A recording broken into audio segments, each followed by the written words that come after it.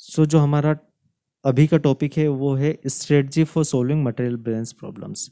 तो material balance के problems solve करने में सभी को काफ़ी दिक्कत आती है। उसके लिए मैंने एक स्ट्रेटजी बनाई है, या फिर इसे बोल सकते हैं एक स्टैंडर्ड ऑपरेटिंग प्रोसीजर मैंने बना के रखा है, जिससे अगर हम फॉलो करके प्रॉब्लम्स को सोल्व करेंगे तो सारी प्रॉब्लम्स ईजिली सोल्व हो जाएंगी।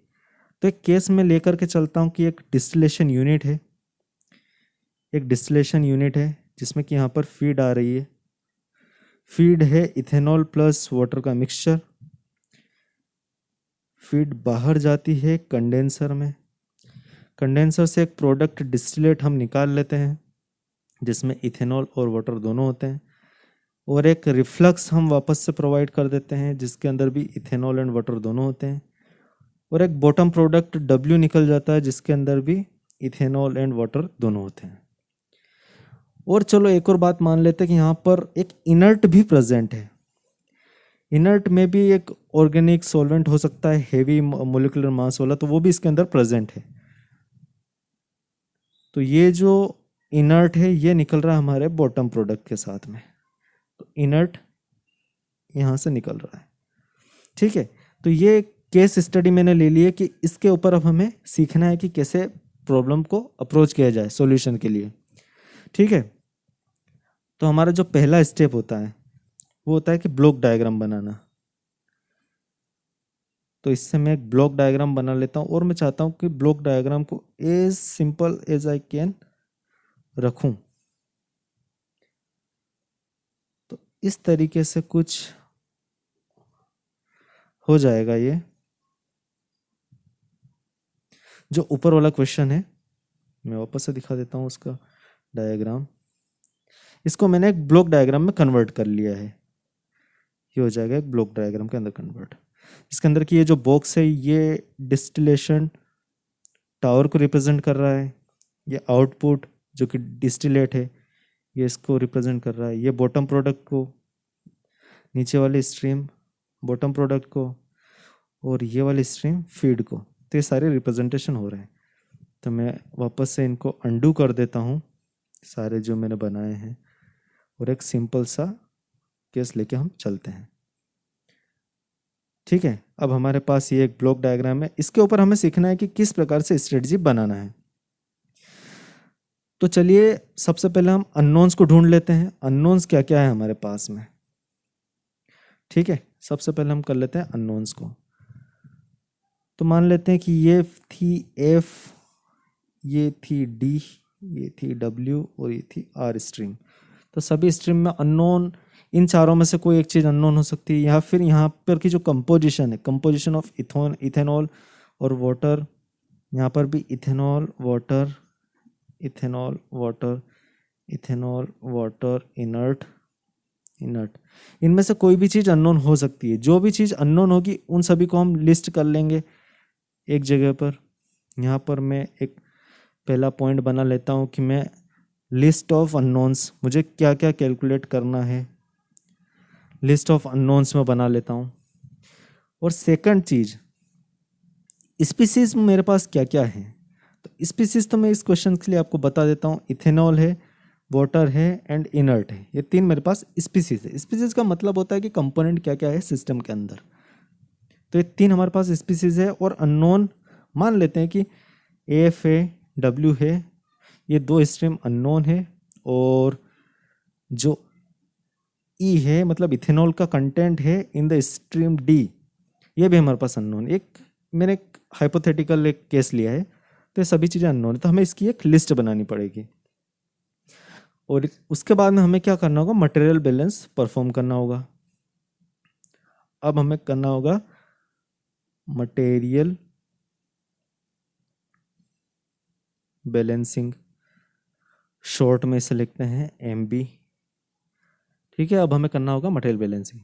तो मटेरियल बैलेंसिंग हम किस तरीके से करते हैं, जिस तरीके से हमने इक्वेशन बताई थी CC04C लेक्चर में, सॉरी 004 लेक्चर में, एंड CC005C लेक्चर में। इन दोनों लेक्चर्स में हमने डिराइव किया था कि कैसे मटेरियल बैलेंस की इक्वेशन बनाते हैं। उसी तरीके से हमें उन इक्वेशन को फॉलो करके यहाँ पर मटेरियल बैलेंस लगाना है। ठीक है, मटेरियल बैलेंस की इक्वेशन तो हम बना लेंगे, पर किस ऑर्डर में बनानी है अब उस ऑर्डर को डिस्कस करते हैं। सबसे ज़्यादा इंपॉर्टेंट ये ऑर्डर ही होता है। अगर हमने प्रॉपरली ऑर्डर को फॉलो किया तो हम मटेरियल बैलेंस के प्रॉब्लम को सोल्व कर लेंगे, नहीं तो हम घूमते रह जाएंगे और प्रॉब्लम सोल्व नहीं हो पाएगी। कई सारी इक्वेशंस का एक बंच हमारे पास इकट्ठा हो जाएगा जो कि हम सोल्व नहीं कर पाएंगे। तो इसलिए जो मटेरियल बैलेंस होता है उसकी जो प्रॉपर स्ट्रेटजी है, जो प्रॉपर सिक्वेंसिंग है, वो कुछ इस तरीके से होनी चाहिए कि सबसे पहले आप बैलेंस लगाइए, ओवरऑल बैलेंस। ओवरऑल आप बैलेंस लगाइए। अब ओवरऑल बैलेंस क्या होता है, मान लेते हैं कि एक सिस्टम है हमारा, ये जो अभी हमने लिया था वही हमारा सिस्टम है, ये पूरा सिस्टम है। तो अगर ओवरऑल बैलेंस की मैं बात करूं तो मुझे यहां पर एक बाउंड्री बनानी होगी।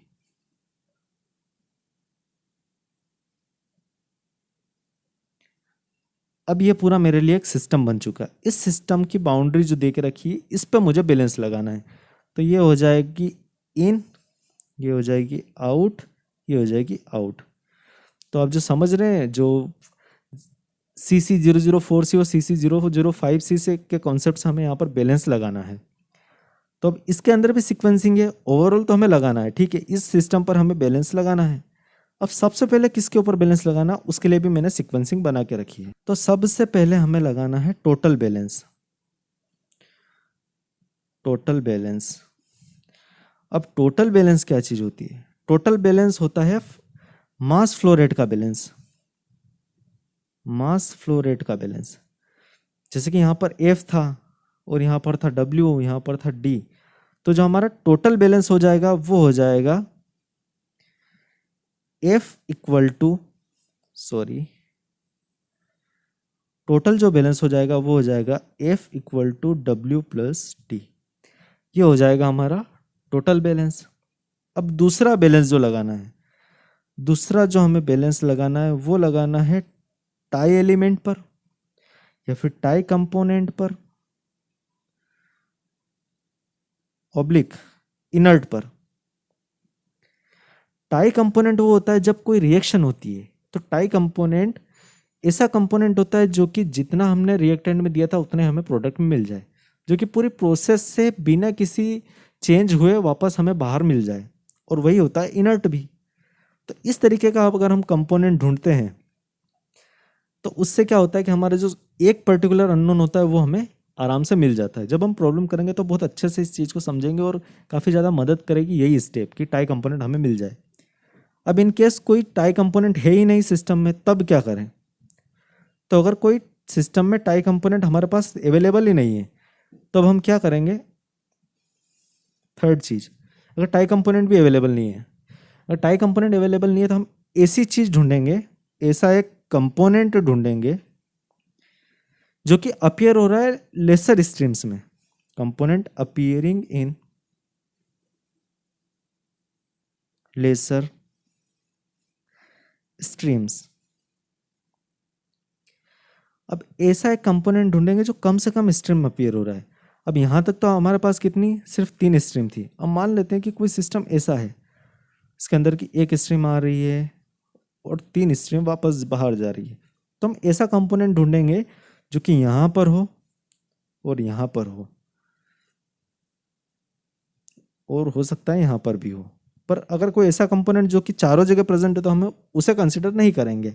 हम किसको कंसिडर करेंगे? जो कम से कम स्ट्रीम्स में अपीयर हो रहा है। अगर इन और आउट 2 जगह हो तो सबसे अच्छा है वो इनर्ट हो जाएगा, और अगर 2 जगह तो वो कंपोनेंट अपीयरिंग लेस सिस्टम के अंदर कंसिडर हो जाएगा। इतना करते हुए भी अगर हम प्रॉब्लम को सॉल्व नहीं कर पा रहे हैं, तब भी आंसर नहीं आ रहा है, तो हमारे पास एक चौथा तरीका बचता है जो होता है मेक बैलेंस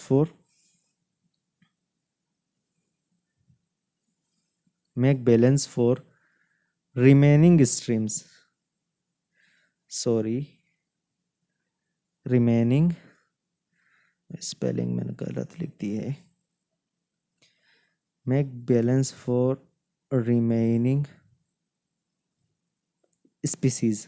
तो अब इतना हमने करके देख लिया। अगर फिर भी आंसर नहीं आता है तो जो बची हुई स्पीसीज है उन पर बैलेंस लगा के देख लो तो क्वेश्चन बन जाएगा। ठीक है, ओवरऑल हमने लगाया, अभी तक हमने क्या करा है? ओवरऑल बैलेंस लगाया है, इस पूरी बाउंड्री के ऊपर लगाया है जो रेड कलर में मैंने दिखाई है। तो इसके अंदर हमने सबसे पहले लगाया टोटल, फिर टाई कंपोनेंट पे, फिर कंपोनेंट अपीयरिंग इन लेसर स्ट्रीम पर, उसके बाद फिर सभी जितने भी स्पीसीज बचे उन पे बैलेंस लगा के देख लिया।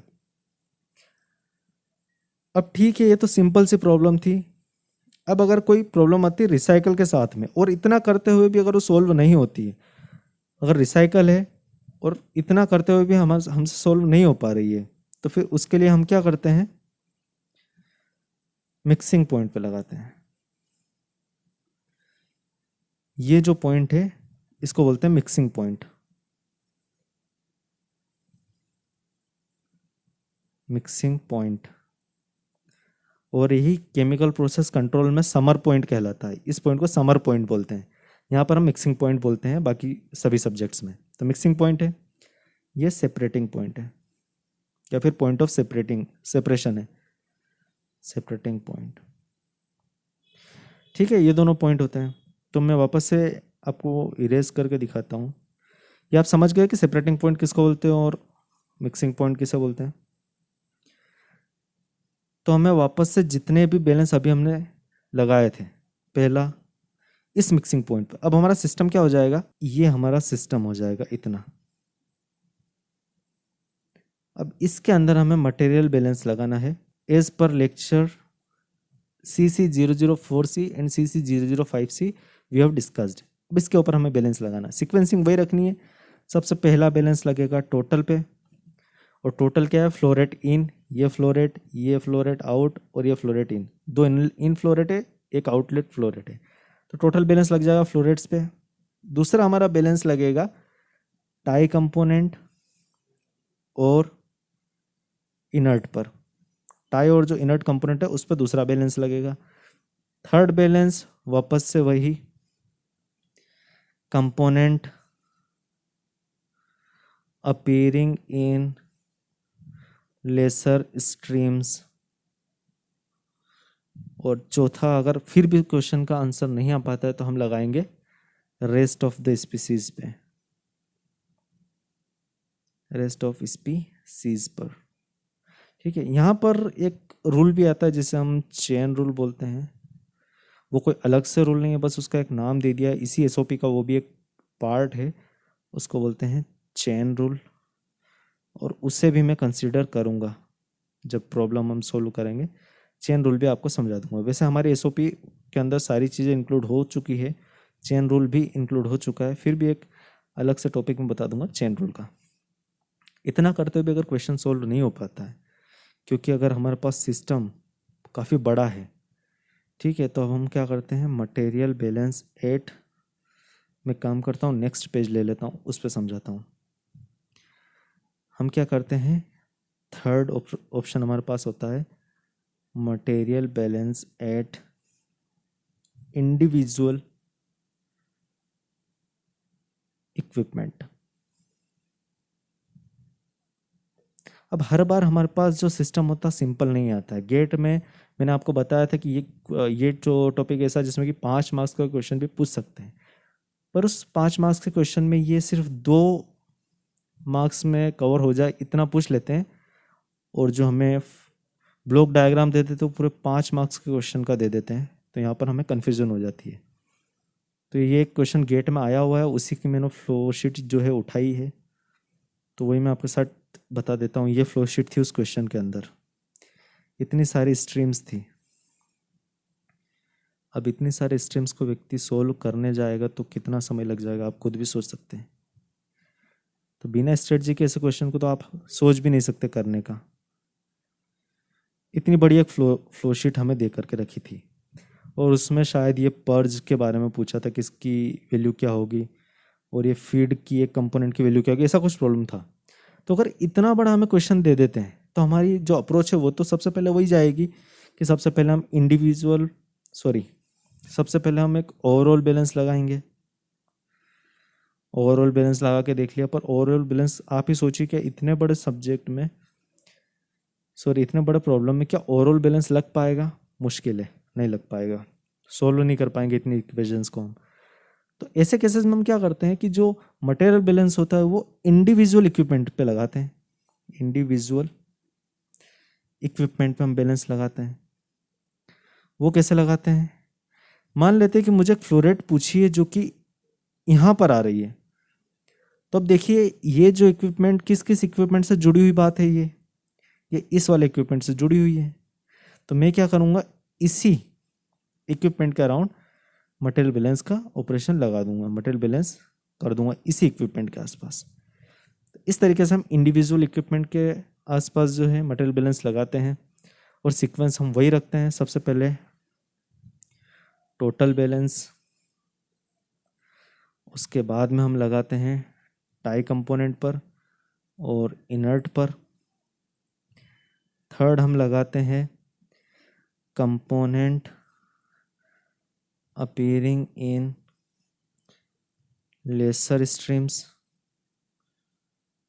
और चौथा हम लगाते हैं रेस्ट ऑफ कंपोनेंट। और ये जो चौथा ऑप्शन है रेस्ट ऑफ स्पीसीज या कंपोनेंट, ये रेयरली यूज़ होता है, मुझे नहीं लगता कभी किसी को यूज़ करने में आएगा ही, क्योंकि इतना ज़्यादा हाई लेवल का क्वेश्चंस गेट में नहीं पूछा जाता है। तो ओवरऑल ये जो हमारी मटेरियल बैलेंस की जो प्रॉब्लम सॉल्विंग अप्रोच है, इसी पर हम काम करेंगे, इसी से सारे क्वेश्चन सॉल्व हो जाएंगे। तो अभी मेरे ख्याल से ज़्यादा कुछ समझ में नहीं आया होगा, लेकिन जब मैं प्रॉब्लम करूँगा सब कुछ समझ में आएगा। ठीक है, अब आगे हम प्रॉब्लम करना शुरू करते हैं।